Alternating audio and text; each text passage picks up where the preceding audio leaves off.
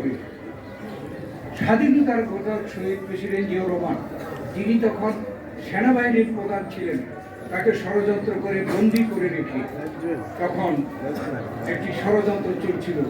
সেখানে সিপাহী জনতা বিপ্লব সাধন করে জিয়াউর রহমানকে ঘটিয়েছে এবং জিয়াউর রহমান এদেশে সেই বাকশালের অবস্থা থেকে দেশকে উদ্ধার করে বহুদলীয় গণতন্ত্র প্রতিষ্ঠা করেছে। আমাদের জাতিসত্তার পূর্ণাঙ্গ পরিচয় বাংলাদেশি জাতীয়তাবাদ দিয়েছে।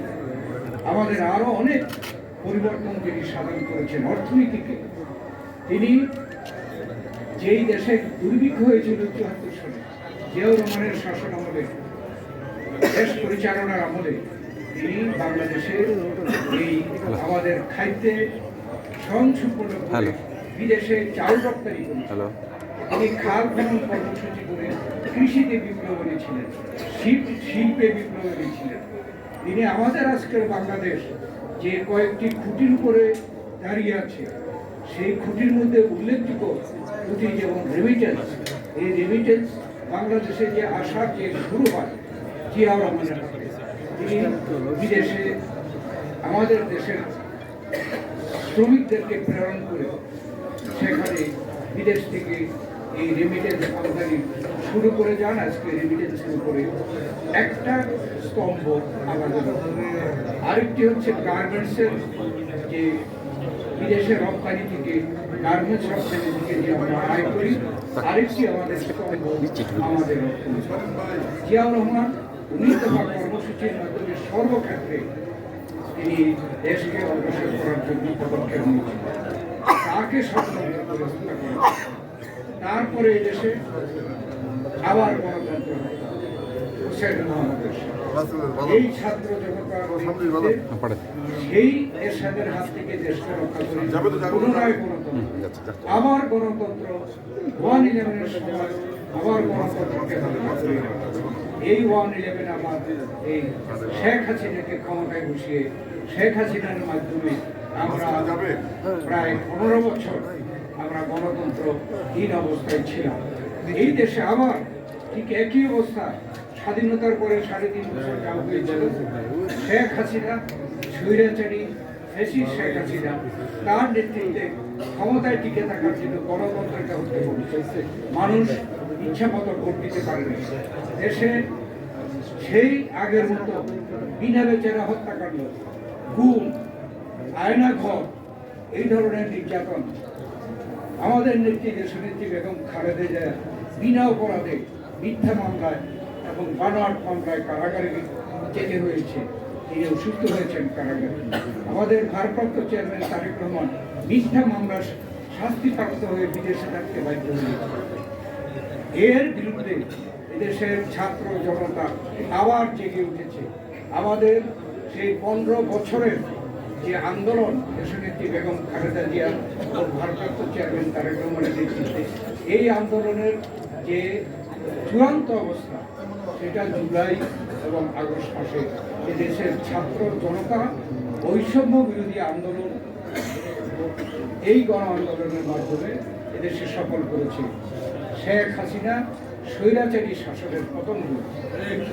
আমরা সেই আন্দোলনের ফসল আজকে এই সরকার নিরপেক্ষ, এই সরকার হলো অন্তর্বর্তীকালীন সরকার। আমাদের বুঝতে হবে আমরা এই সরকার গঠনের পরে বাংলাদেশ জাতীয়তাবাদী দল বর্তমানে বাংলাদেশের সবচেয়ে জনপ্রিয় বৃহত্তর, আমরা তাদেরকে সমর্থন করেছি। এই জন্য সমর্থন করেছি যে এই নিরপেক্ষ সরকার এদেশে একটি গ্রহণযোগ্য নির্বাচন দিয়ে জনগণের কাছে ক্ষমতা দিয়ে এই সরকারকে বিদায় হতে হবে। এর মধ্যে যে বিগত 15 বছরে যে অন্যায় অত্যাচার হয়েছে, সর্বক্ষেত্রে একটা সংস্কার করার জন্য আমরা এই সরকারকে সমর্থন করি। আপনারা দেখেছেন যে অর্থনীতিতে কি পরিমাণ লুটপাট হয়েছে। আমরা কিন্তু গত 15 বছর বক্তব্য আমরা বলেছি, কিন্তু সেইভাবে আমরা ফিগার দিয়ে বলতে পারিনি। সেই দিন কিন্তু রিপোর্ট থেকে এটা পরিষ্কার জাতি জেনেছে এটা কিভাবে একটা দেশে হতে পারে। তারপরে আজকে আমরা দেখছি ষড়যন্ত্র চলছে। যে আগের সরকার স্বৈরাচার ফ্যাসিস্ট চিহ্নিত হয়ে এদেশের ছাত্র জনতা এবং রাজনৈতিক দলগুলোর সম্মিলিত আন্দোলনের মুখে পদত্যাগ করতে বাধ্য হয়েছে এবং দেশ থেকে পলায়ন করতে বাধ্য হয়েছে। তারা আজকে অবশ্যই একটি দেশে আশ্রয় গ্রহণ করেছে এবং সেটা কিন্তু বৈধভাবে আশ্রয় গ্রহণ নয়, অবৈধভাবে একটি দেশে আছে।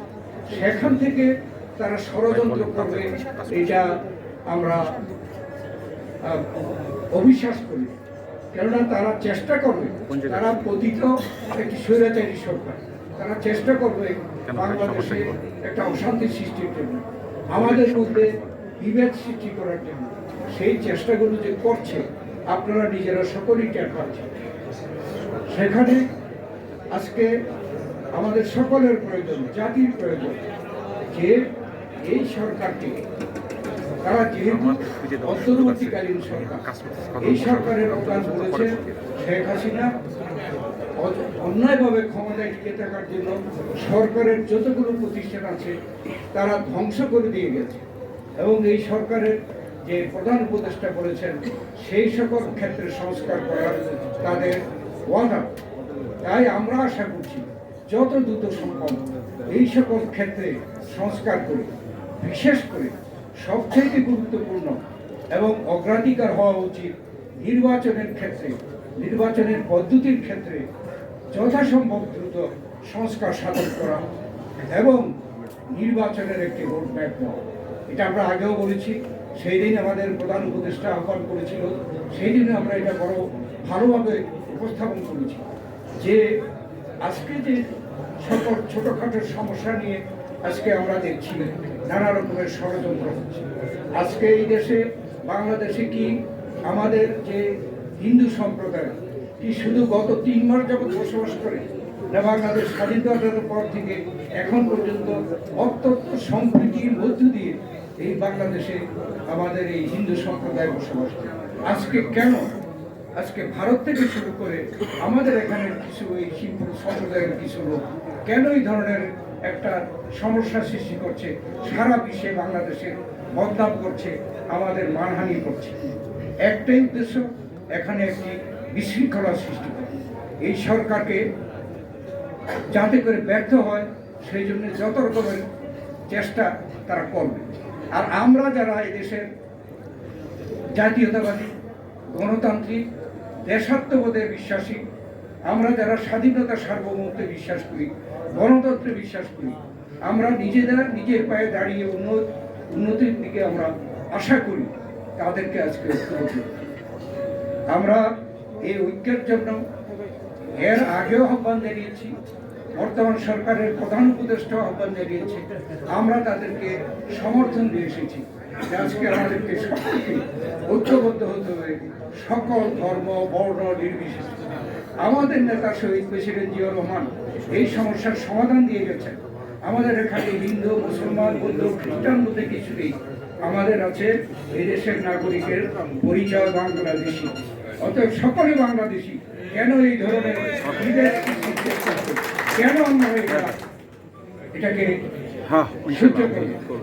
আমরা যদি ঐক্যবদ্ধ থাকি, এখানে 18 কোটি মানুষ, কেউ বলে 20 কোটি, 18 কোটি যদি বলি, 18 কোটি মানুষ যদি ঐক্যবদ্ধ থাকে, যে দেশে হোক না কেন আমাদের বিরুদ্ধে ষড়যন্ত্র করে তারা সফল হতে পারবে না।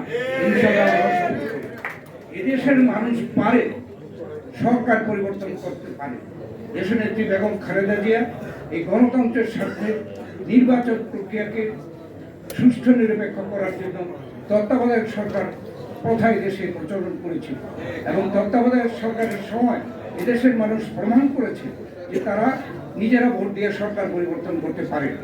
এই জনগণ 91-তে বিএনপিকে সরকারে পাঠিয়েছে, 96-তে আওয়ামী লীগকে পাঠিয়েছে, 2001-কে আবার বিএনপিকে পাঠিয়েছে। এদেশের জনগণ পারে, জনগণকে আন্ডার এস্টিমেট করার কোনো আমাদের মনে হয় কোনো সুযোগ নেই। আপনাদের সকলকে ধন্যবাদ।